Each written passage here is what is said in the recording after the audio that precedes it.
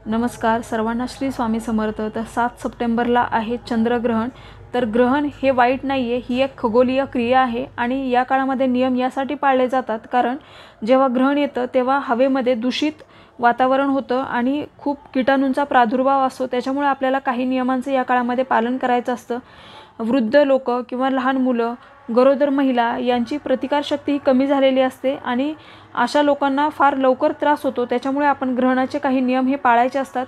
तर बघा, ग्रहण सुरू होते दुपारी 12 पासून 12:37 ते संध्याकाळी 1:27 एवढा हा ग्रहण काळ आहे। तर आपल्याला या काळामध्ये दिवसभर बाहेर जायचं नाही आहे। शिवाय आपण बाहेर रात्री टेरेसवर किंवा छतावर अंगणामध्ये झोपायचं नाही आहे। तर या काळामध्ये आपल्याला संध्याकाळचं जेवण हे संध्याकाळी 5च्या आधी करायचं आहे आणि आपल्याला 5 पासून ग्रहणाचे नियम पाळायचे आहेत।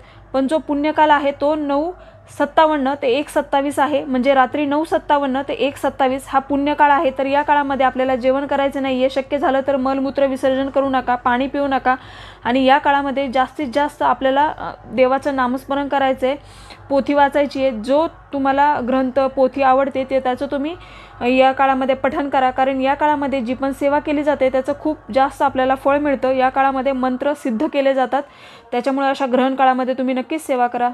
हे ग्रहण आपल्या भारतातून दिसणार आहे, त्याच्यामुळे गर्भवती महिलांनी काही कापू नये, चिरू नये किंवा शिवणकाम वगैरे करू नये आणि आपल्यातील घरातील दही, दूध, तेल, तूप, पीठ, मीठ, पाणी या गोष्टींमध्ये आपल्याला तुळशीपत्र टाकून ठेवायचे आहे आणि मग ग्रहण संपल्यावर दुसऱ्या दिवशी आपण ते तुळशीपत्र काढून टाकू शकता।